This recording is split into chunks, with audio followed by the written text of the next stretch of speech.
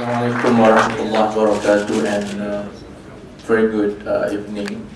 I'm extremely thrilled. I don't expect this kind of crowd. That may explain why Ahmad Maslan decided not to come. And I don't blame Ahmad Maslan because he has been going through a really tough. This week could have been his worst week as an MP, because I don't think in recent memory a deputy minister has to apologize to Dewan Rakyat. This is the first time that we managed to get and corner a deputy minister to admit openly and on record in Dewan Rakyat that he has misled and he has given a wrong fact intentionally. Although we didn't pursue the issue further because I think if I were Ahmad Maslan, I'd rather be referred to the committee rather than have to apologize publicly in the House. The fact that he had done that, I think that's enough humiliation. So be gentle on him. Tun Mahathir actually, his office acknowledged the receipt of our invitation, but did not confirm whether he was coming or not. And it was very rare that myself or Tony Pua agree with Tun Mahathir. But I think when it comes to 1MDB, it's not difficult to find the majority of Malaysians agreeing with us. I'm sure there will be only like 20 or 30 people who agree with Najib and Rosmah with this one. The rest of Malaysia actually agree with us. I know that Tun has been very vocal against 1MDB, although I can imagine how Najib would have looked at it, because throughout the 22 years of Tun Mahathir's premiership, I think he clocked in as much debt and scandal as Najib is doing. And I think if you look at the financial amount, Mahathir's track record was quite impressive as well. 30 billion foreign exchange loss in 91-92, Maminko in 85. And I think if you add up all those, I think Tun Mahathir is still a bit ahead of Najib. So, but Najib is catching up. And hence why we end up with 1MDB tonight.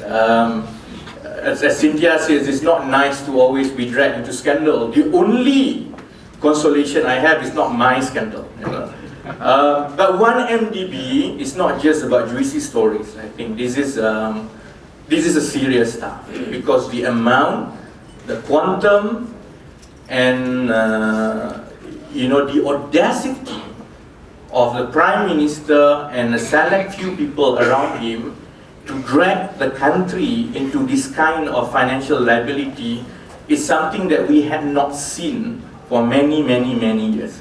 So let me begin. I've discussed with Tony what we would do tonight is that I'll give an overview about what are the issues, what were the backgrounds, who are the people involved, while Tony will go into the details of the transactions and the deals that they have made. 1MDB started out in between 2008 and 2009 as Terengganu Investment Authority, TIA. As always, in the way that UMNO and Barisan Nasional works, is about the cable that you have. The bigger the cable, then the more money that you can propose. Somehow, whoever this Jolo is, he certainly has a very big cable, because rumors going around, and this is Malaysia, rumors is usually true. Rumors going around was that the idea was basically hatched by Jolo and was presented to the government of Terengganu, the state government of Terengganu, to have a sovereign fund, so to speak, backed by the petroleum royalty of Terengganu. Basically, Terengganu will be receiving about 1 to 2 billion a year from petroleum royalty. So, all these rich kids from Wharton suddenly thinks that you know, it's better that you borrow now, you can get 30, 40 billion, because you will be able to raise that kind of money from the market, because you have the 1 and 2 billion every year coming as petroleum revenue.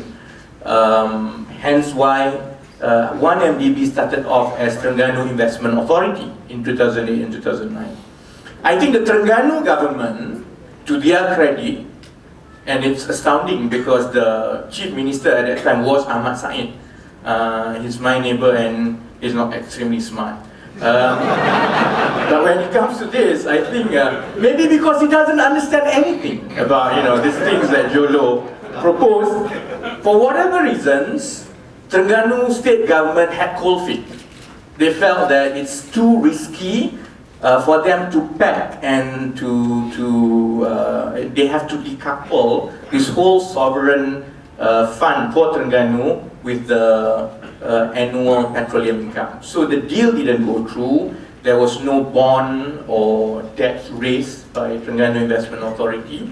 But yet again, as a measure and proof of the kind of cable that Jolo had, lo and behold, the whole Terengganu Investment Authority that was set up at that time was acquired and became a wholly owned subsidiary of the Ministry of Finance. And the name was changed to 1MDB. I'm sure Najib was very happy at that time because it was a pitch fever of One Malaysia and so on. And he could announce, here we have a sovereign fund, One Malaysia Development Berhad. I'm sure if he can travel back in time, he wouldn't have it, name it 1MDB, you know. He would have named it something else. Then of course, there's a series of deals that Tony will explain. 1MDB was then presented to the public as a second sovereign fund for the country. Okay, this is where I think I totally agree with Tun Mahathir in his most cynical and sarcastic way of commenting about 1MDB. You have a sovereign fund if you have excess money that you need to invest. You know, Norway does that. Norway has the heritage fund. Other countries do that. But 1MDB is the other way around. It started with a very small share capital, and then because of the government guarantees that it keeps getting from federal government, it went ahead and continuously issue bonds after bonds to get the cash and working capital. Of course, by now, a lot of you in this room would have understood that as of 31st March 2014, the total debt of 1MDB had reached 42 billion ringgit. And I think apart from federal government and Petronas, I think that's the largest debt of any organization in this country. Now, even at the beginning, in 2009 and 2010, some of the very key questions have been asked. Number one was, why was the need for a second sovereign fund? We already have a so-called sovereign fund or national investment company in the form of Khazanah. And to be fair to Khazanah, I think it was not doing too badly, apart from MAS, you know, the MAS fiasco and so on. Others were giving reasonable returns. So we have always argued from the very beginning, if there is a need to focus or expose government's exposure to so-called sovereign fund, we should have worked on Khazanah, because Khazanah has been there for 10 years by then. Khazanah has developed some traction and some track record. Whatever was wrong with Khazanah, you need to focus on Khazanah. And more so because Khazanah was more like a strategic investment holding company owned by the government. It's not really a sovereign fund that has money and be reinvested all over the world. So there was already a big question mark about whether do we need a sovereign fund, and even if we need a sovereign fund, a fund managed in such a way, certainly we didn't have the money to have such a sovereign fund. But of course, in between 2010 and 2013, there was no answer whatsoever coming from UMNO Barisan Nasional. The Prime Minister has kept very quiet, and I think even more so in 1MDB, because he has to refer to the real chairman of the board, which is the wife. So there's hardly have been any information coming from authority, let alone 1MDB, for the last 4 years. It's only lately that when things started to go down, I think a lot of people as well continue to provide information to myself and Tony. Whistleblowers continue to come. It sheds more light about what is happening within 1MDB. Alright. I want to focus on 2 or 3 things why 1MDB is a national crisis. You know, chasing Shahrizad and the condos were fun. Because it's only 250 million. You know, it's not scary, whatever it was. You know, yeah lah, okay lah. You know, it was obscene, 250 million. But it wouldn't have bankrupted the country. It wouldn't have altered the way federal government would have functioned without that 250 million. That's not the case with 1MDB.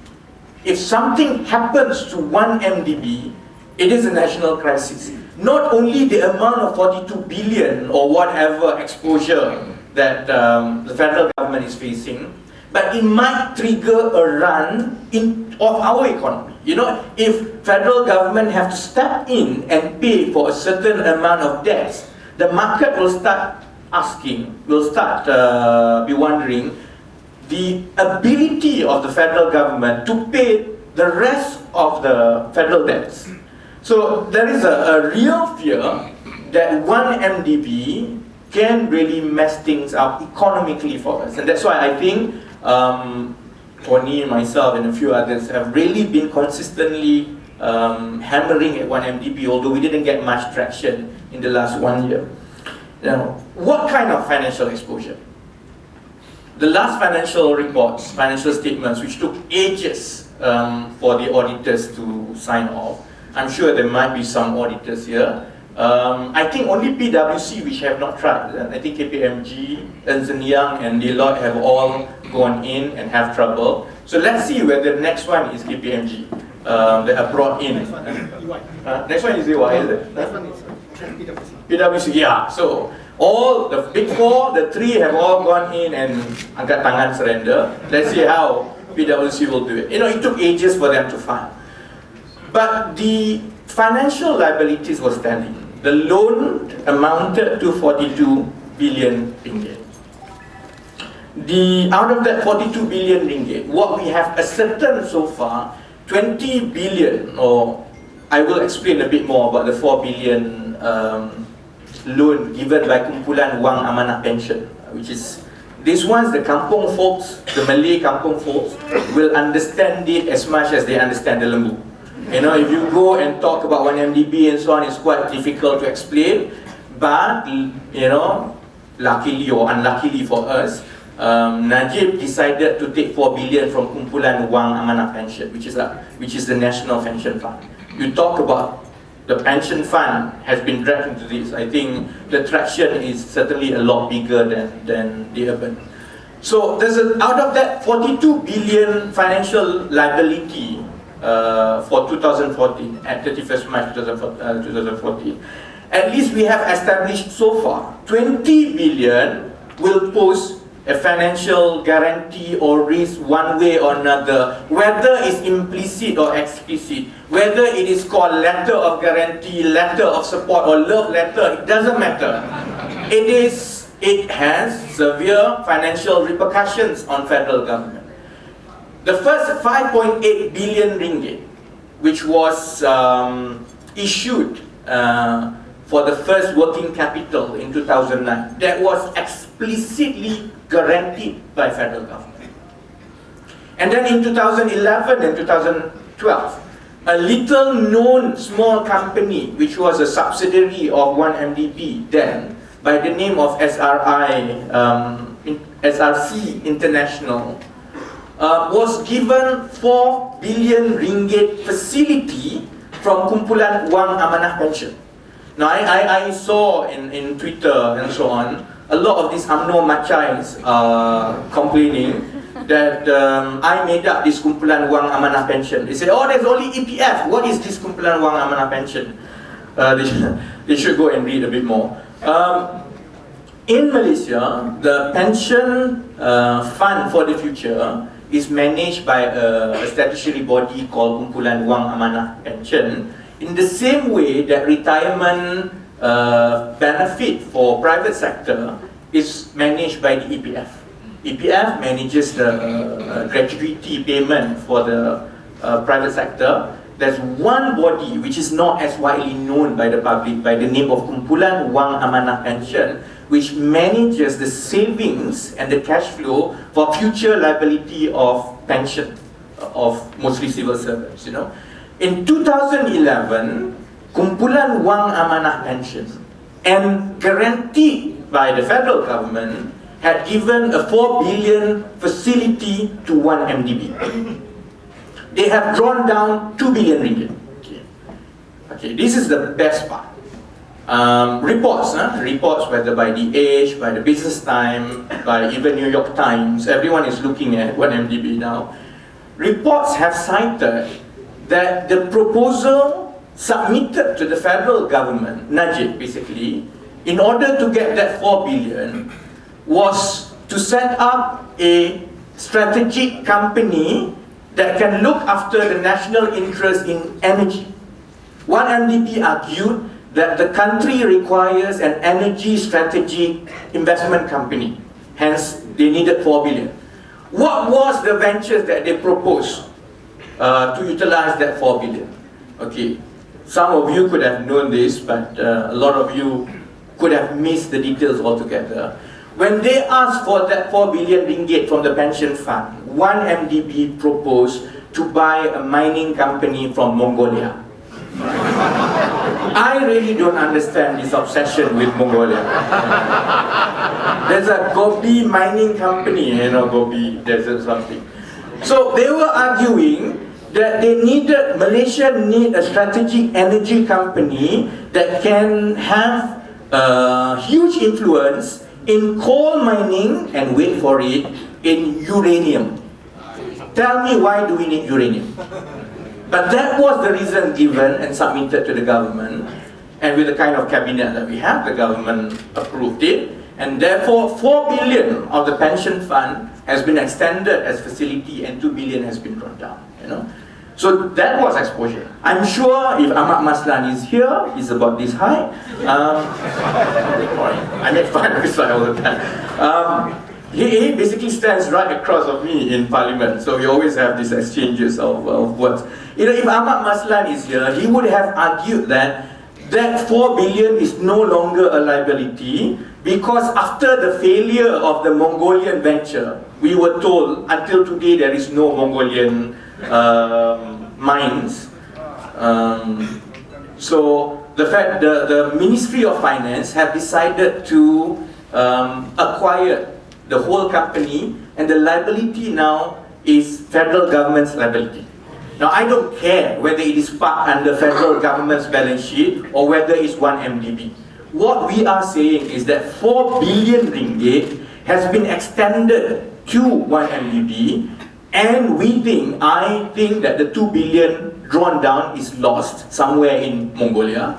And now, because 1MDB certainly cannot service that debts to pension, then it has to be reacquired and parked under Ministry of Finance. Someone has to pay that 4 billion. Who is going to pay that 4 billion? Not Rosmah, definitely. You and I and Petronas and all the national treasury. So that's 5.8 billion that was first guaranteed for the first tranche of the debt issued, plus the 4 billion given to SRC International. So that's already about 10 billion. Okay.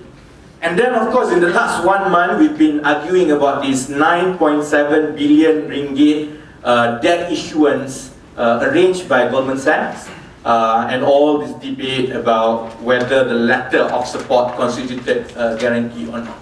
In 2013, 1MDB issued another set of debt for a 3 billion note, USD, which is about 9.7 billion. You all, I'm sure, if you go and access the internet, you will have the full access to the full agreement. The agreement is 140 pages. You go through and read one by one.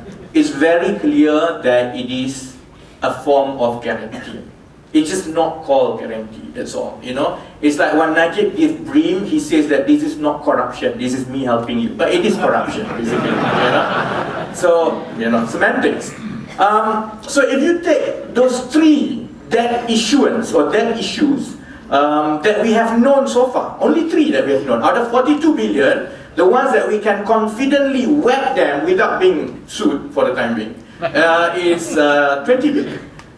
We have some information about the others, but then I think unless we have further documentary evidence, it's difficult to say, because you are dealing with 1MDB, which will definitely sue you, because they have all the lawyers in the world. So out of 42 billion booked as liability as at 31st March 2014, 20 billion has been certified, proven that it is a government's exposure. If anything happens, you know, public money has to come in and so on. Okay.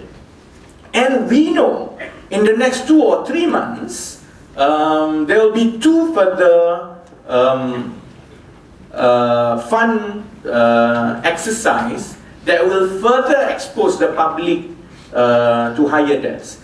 The first one is 1MDB through its subsidiaries is planning to raise a further 8 billion ringgit in the form of another round of bonds to finance the Jimah power plant that they got. You know, there's a Jimah power plant, and they have been planning to raise another 8 billion. That 8 billion will add to the 42 billion. And they have been trying to do an IPO, initial public offerings, for the last 1 year. I will explain why they were having some hiccups with it. But words in the market is that they will finally have no choice but had to go and do the IPO. And when the IPO is done, it's your money and my money, because most probably it's the institutional buyers, publicly owned, you know, that have public funding, the EPF, the Tabung Haji, the PNB, the GLC banks, which most probably will end up buying this IPO and the shares. It sounds like a deja vu, because we've heard it before with Felda Global Ventures. They say everything will be fine, and of course all the government-linked agencies have to buy it. These are all public money, but yes, 2 years, 1 year later, I think it has plummeted. It has lost about 30% plus of its value. Chances are, in all probability, it may happen the same way when the IPO happens. So, hence the whole debate about why are we not doing anything about 1MDB, given that the whole of their liability, known so far at 42 billion, is going to be, it has been financed by public, and if anything happens, it represents an exposure to the public. Of course, Ahmad Maslan, and on Monday and Tuesday, how many people watch TV3? I do, you know, I still watch TV3. For the fun of it, of course. And if you're a politician and you want to see which issues are gaining ground, you have to watch TV3, because the rule of thumb is you can hammer BN continuously, but if there is not a squeak from TV3, means they are not affected.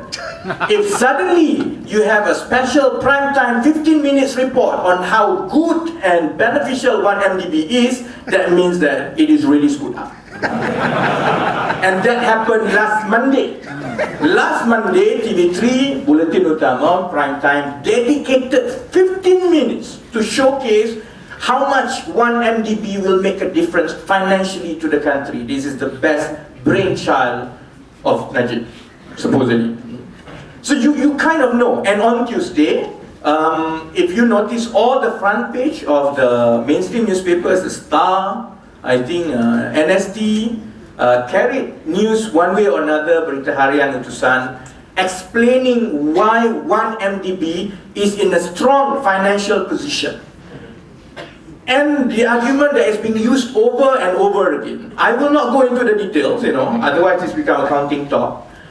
But the argument, we need to know what are the arguments, especially when we talk to other people who may not have as deep a knowledge of the whole transaction. The argument is 1MDB is financially strong because its asset is 52 billion. So they are saying, look, the asset is 52 billion. Why are you making fuss about 42 billion debt?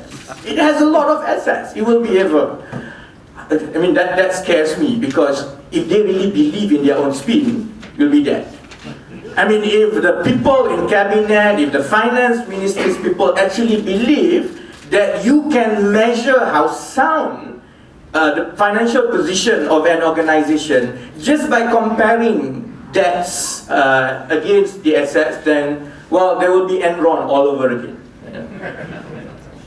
My view has always been, and we have always pressed this issue with them, there are 2 or 3 real questions that have to be answered by Najib if Najib wants to convince the public that 1MDB is financially sound and will not pose a financial threat to the public in the future. Number 1 is, we need to know the operational performance.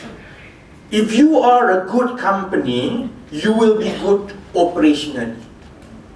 And I come from oil and gas. We always have this fear when it's just purely financial company, because you can't really see the operation and expertise that comes with it. If 1MDB is really a good company, then we need to know the operational performance of 1MDB so that we know that this is a company that will last operationally and therefore will continue to generate the revenue stream. Can anyone tell what does 1MDB do? Anyone? Selling and buying land. Well, they claim that's one of it. Money laundering. Okay. I think you are right. Basically the real, we don't know what 1MDB does. Sometimes it says that it wants to buy uranium mines, sometimes it says that it wants to go to Mongolia. The other day it says that, I want to be a #1 company in energy, and then they said, we are a property developer. You can never tell. And the company which you don't know what they do is certainly a risky company. If they're not good at what they do, and if they start doing all this and none of it works, then certainly it's a big risk operationally. When it is a risk operationally, obviously it will also be a financial risk. And that's why we have to really dissect the financial performance of 1MDB in the last 5 years. Again, BN will say, why are you making fuss? In 2013, they make 643 million profit. 643 juta. They will go and tell their wanita UMNO, which believe the cow story in the first place. And they say, wow, 643 million, a lot of money, good. Of course, this wanita UMNO and so on didn't know that over the last 5 years, 1MDB has consistently revalued its assets. And that assets mostly is the prime land given by government in the form of Bandar Malaysia and Sungai Besi and Tun Razak Exchange in Tun Razak. So if you add back the revaluation of property, of investment property, you will see that they are operating profit, so to speak, for the last 5 years. They have making operating loss. This is a company that have not had a single year of operating profit. If I'm an auditor, and I was an auditor, if I'm an auditor, among the first question we ask is a question of going concern. Is this company a going concern when the last 5 years they have not shown any single operational profit, and chances are with the kind of financial liability, and they don't know what they really want to do in the next few years, there is a risk that they will never hit operational profit. That's why I got the note. So let me cut it short. I think a lot of you here knows what it is. You can call it money laundering, you can call it Ponzi, you can call it a scam. And I would say that it's it's symptomatic of what Barisan Nasional thinks of Malaysians. They think that we are stupid. Simple as that. And they think that they can do this, and by making it a lot more complicated, and by hiding all the money trails all over the world, I could go and chase lembu in Gemas. I can't go to Cayman's Island, you know. So hide it in Cayman's Island. Tony obviously cannot go all the way traveling to Switzerland, Hong Kong, all over this place trying to find this money. So what they do is that they make a complex trail of money going around. It's a round robin of money, but we don't know where the money is, what the money, how much the money is. And you can prove this by looking at the kind of people that they have brought and they have appointed or they entered into a JV to manage this 42 billion ringgit. The first venture, PSI, Petro Saudi International, supposedly a Saudi venture, nobody knows the guy. And after 2 years, there was not even a single oil and gas field. It's just called, the only oil and gas about it is the name, Petro, that's all. There's no petrol, there's no oil and gas. So after 2 years, they have to restructure everything and exit, you know. And then see the next round of people they bring in. Bridge Partners. There's a small company in Hong Kong called Bridge Partners without even a proper website. And if you drill further, and has been documented and reported in all the financial dailies, even the principal officer of Bridge Partners had his share of trouble in the past, you know. This guy by the name of Lobo Lee, and of all the names, you have Jolo, you have Lobo. You know, there's this guy by the name of Lobo Lee, who has been dragged into, who was once charged for embezzlement and a misuse of financial license and so on. And then we know that, for example, the promissory notes is issued by a small Switzerland bank in Singapore. So if you see all this, apart from Goldman Sachs, all the rest of the players are questionable players who have been entrusted with about 42 billion of public fund. You know, if the company doesn't have track record, if the company is not churning profit, if the kind of people that the company works with are of questionable character, dekat Malaysia you call it what? You call it alung, you know. It's as simple as that. So okay, let me just sum up, because I'm sure you know we can take more questions. Do you think that the joke is on us, being Malaysians? Yeah, I was about to come to that. Yeah, there's a good thing about us, Malaysia. We are very positive even when we are screwed like this. I think we all know there is a scam. What we don't know so far is how much of the 42 billion is still there. We don't know. We don't know how much is in Malaysia, and when they say that 60% of the money from Cayman's Island has been brought back, we do not know which part of the money, whether it was the first tranche or the second tranche, because they just commingle the whole money. It's like making one big debt and taking another debt to cover the last debt. You know, gali lubang, tutup lubang, gali lubang, tutup lubang. In fact, a lot of people, and I share that sentiment, we feel, talking to people in the market and so on, we feel that they're just shifting the money around.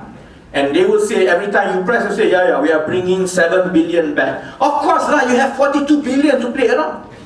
You know, if they still have 20 billion left of that 42 billion, they can still do this. You know, every time we press, they will say that, okay, the money is coming back. But wait when those debts mature in 10, 15, 20 years' time. Then we'll be in trouble. So, to sum it up, there is good and bad, you know. The good news is, and we have to be consistently positive to be in this country, the good news out of all this 1 MDB is Najib may go down with it.